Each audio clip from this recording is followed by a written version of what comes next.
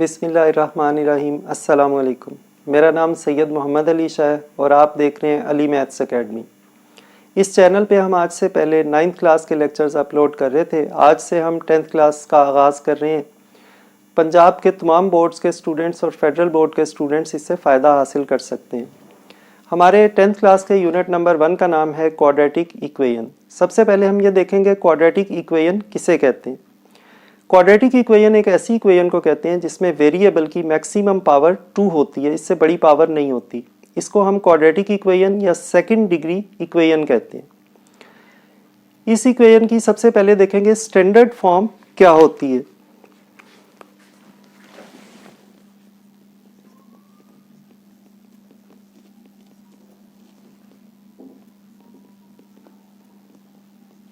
Standard form of quadratic equation होती है ax² plus bx plus c is equal to 0। इसमें ये जो x² आ रहा है और x आ रहा है ये इस इक्वेशन का वेरिएबल है और इसमें ये जो a, b और c आ रहे हैं ये कांस्टेंट्स हैं, यानी इनकी जगह कोई भी नंबर्स हो सकते हैं। अब ये जो standard form of quadratic equation या general form of quadratic equation है, इसमें अगर हमारे पास ये कांस्टेंट a 0 हो जाए, तो अगर a 0 होगा तो 0 से मल्टीप्लाई होकर ये सारी टर्म 0 हो जाएगी, खत्म हो जाएगी। तो बाकी हमारे पास क्या बचेगा, bx plus c is equal to 0, जो कि एक लीनियर इक्वेशन बन जाएगी क्योंकि इसमें x की पावर 1 है, स्क्वायर इसमें से खत्म हो गया। सेकंड केस ये है कि अगर हमारे पास b 0 हो जाए तो फिर क्या होगा कि ये जो मिडल टर्म है b 0 होने से 0 जब x से मल्टीप्लाई होगा ये टर्म खत्म हो जाएगी। तो बाकी हमारे पास बच जाएगा ax² plus c is equal to 0। इसमें से x² है और कांस्टेंट है लेकिन x वाली टर्म खत्म हो गई, तो इस फॉर्म को हम कहते हैं प्योर क्वाड्रेटिक इक्वेशन।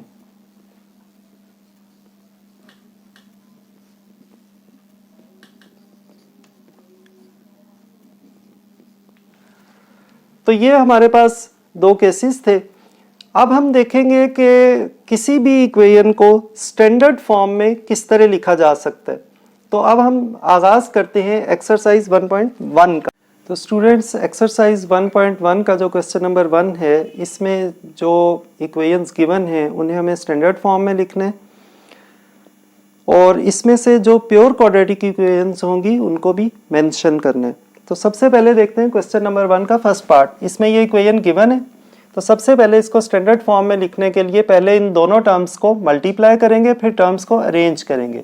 अब इसको मल्टीप्लाई कैसे करेंगे, पहले फर्स्ट टर्म को इन दोनों से मल्टीप्लाई करेंगे, फिर सेकेंड टर्म को भी दोनों से मल्टीप्लाई करेंगे। और अगर आप सारी टर्म्स को स्मॉल ब्रैकेट्स के अंदर लिखेंगे तो आपकी साइन की मिस्टेक नहीं होगी। तो हम स्टार्ट करते हैं फर्स्ट टर्म को फर्स्ट से, उसके बाद प्लस फर्स्ट टर्म को सेकंड से, उसके बाद सारी टर्म्स के दरमियान आपने प्लस साइन लगाना है और जिस टर्म के साथ भी माइनस होगा वो ब्रैकेट्स के अंदर आएगा। उसके बाद सेकंड टर्म को भी दोनों से, 7 को x से और प्लस 7 को -3 से is equal to -7।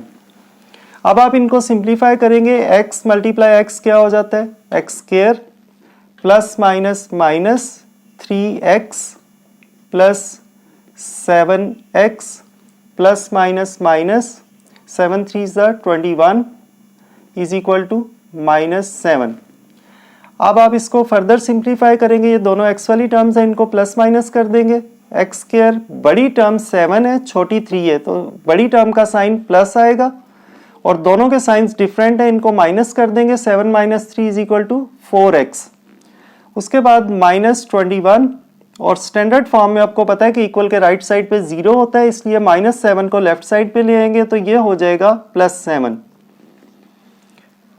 x² plus 4x।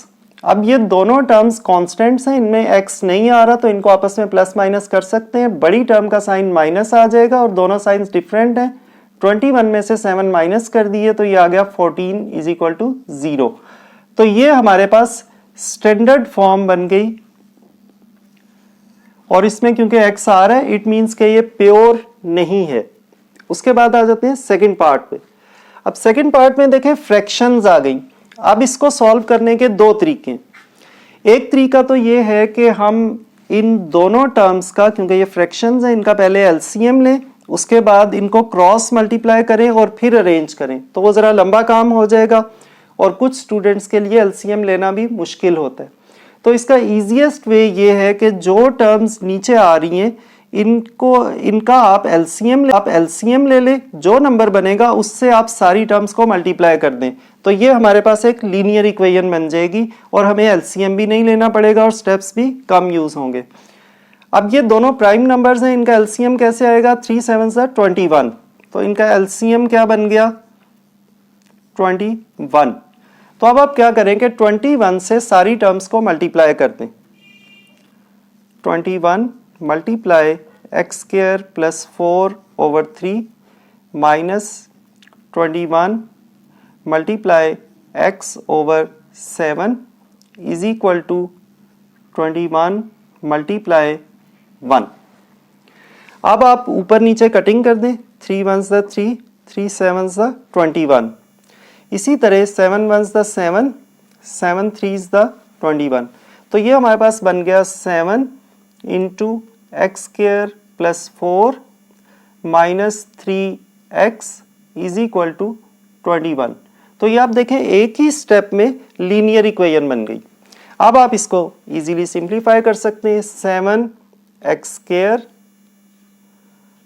Plus 28 minus 3x और इक्वल के राइट पे, क्योंकि हमें 0 चाहिए होता है स्टैंडर्ड फॉर्म में, 21 को इधर ले आएंगे, माइनस 21 इज इक्वल टू 0।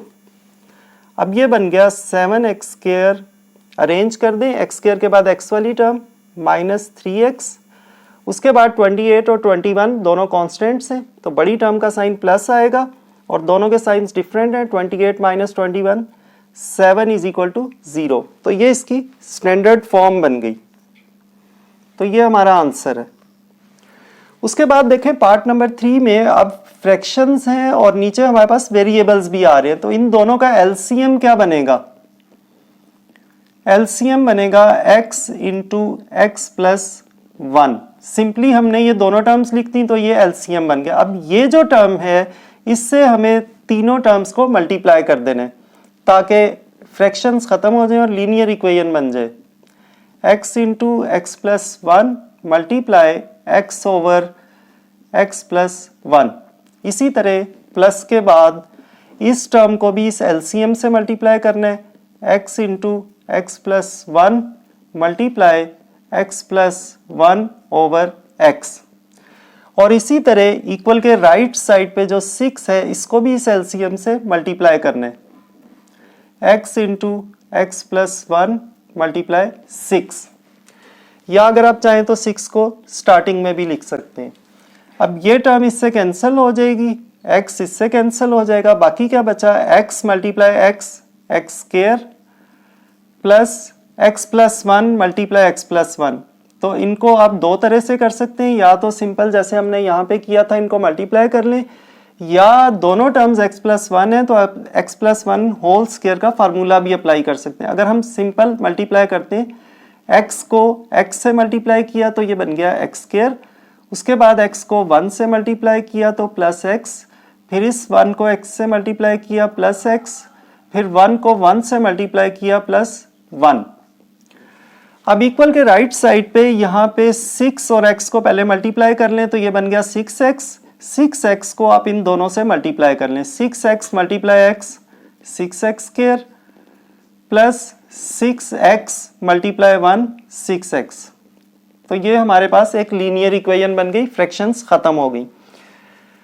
अब आप इनको थोड़ा सा सिंप्लीफाई कर लें, फिर अरेंज कर लेंगे। X square plus x square ये बन गया 2x square plus x 2x और plus 1 is equal to 6x square plus 6x। अब आप यहाँ पे देखें, यहाँ पे आ रहा है 2x स्क्वायर और राइट साइड पे आ रहा है 6x स्क्वायर। तो 6x स्क्वायर क्योंकि बड़ी टर्म है, इट मीन्स कि हम लेफ्ट साइड वाली सारी टर्म्स को राइट पे शिफ्ट कर देंगे। तो ये दोनों टर्म्स पहले लिख लेते हैं, 6x स्क्वायर प्लस 6x। अब ये जो तीनों टर्म्स हैं इन सबको बारी बारी राइट पे शिफ्ट करेंगे तो ये तीनों माइनस हो जाएंगी। -2x² -2x -1, तो ये सारी टर्म्स राइट साइड पे शिफ्ट हो गई। लेफ्ट पे कुछ नहीं बचा तो वो 0 है, तो वो लेफ्ट साइड वाला 0 हम राइट पे लिख लेते हैं क्योंकि दोनों साइड्स इक्वल है। अब हम इनको अरेंज करेंगे। सबसे पहले देखें 6x² -2x², तो ये बन जाएगा 4x²। उसके बाद +6x -2x, ये बन जाएगा 4x। और उसके बाद कांस्टेंट टर्म और कोई नहीं है तो -1 = 0। तो ये हमारे पास थर्ड पार्ट का आंसर आ गया। अब देखें इसी तरह पार्ट नंबर 4, इनका एलसीएम पहले क्या बनेगा, x × x - 2। सिंपली नीचे वाली दोनों टर्म्स लिख दी तो ये एलसीएम बन गया। अब इस एलसीएम से हम चारों टर्म्स को मल्टीप्लाई कर देंगे। सबसे पहले x × x - 2 multiply x + 4/x - 2। उसके बाद माइनस, फिर एलसीएम से इस टर्म को मल्टीप्लाई करेंगे, x × x - 2 multiply x - 2/x। उसके बाद 4 को भी मल्टीप्लाई करेंगे, x ×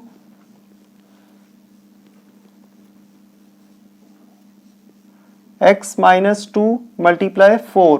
और इसी तरह 0 को भी मल्टीप्लाई कर देंगे, x × x - 2 मल्टीप्लाई 0। अब इनको सिंप्लीफाई करेंगे, ये इससे कैंसिल, x इससे कैंसिल, बाकी टर्म्स लिख लेंगे, x × x + 4 minus x - 2 × x - 2 plus 4x × x - 2 = 0 से मल्टीप्लाई होके ये सारी टर्म 0 हो जाएगी। अब इनको मल्टीप्लाई करेंगे, x² + 4x माइनस, अब देखें स्टार्ट में माइनस आ रहा है तो आप ब्रैकेट्स के अंदर इनको मल्टीप्लाई करेंगे और फिर ब्रैकेट ओपन करेंगे क्योंकि माइनस की वजह से सारे साइंस चेंज होंगे। तो सबसे पहले x × x x², x × -2 -2x, फिर -2 × x -2x, फिर minus minus plus 4 plus 4x × x 4x² -2 4 8x = 0। हम ये ब्रैकेट ओपन करेंगे पहले, फिर इनको अरेंज करेंगे, x² + 4x। अब इस माइनस की वजह से इन सबके साइंस चेंज हो जाएंगे, -x² + 2x + 2x - 4 + 4x² - 8x = 0। अब आप इनको आपस में प्लस माइनस कर देंगे, सेम टर्म्स को, x² प्लस और x² माइनस, ये दोनों तो आपस में कैंसिल हो गए। उसके बाद ये x² वाली टर्म है 4x², उसके बाद x वाली terms 4x + 2x 6x + 2x 8x और -8x, तो ये सारी टर्म्स भी कैंसिल हो गई क्योंकि प्लस के 8x बने थे और माइनस के भी 8x। उसके बाद कांस्टेंट टर्म है -4 = 0। तो ये हमारे पास स्टैंडर्ड फॉर्म में आ गई, लेकिन इसमें देखें x वाली टर्म नहीं है, मिसिंग है। It means it's a pure quadratic equation.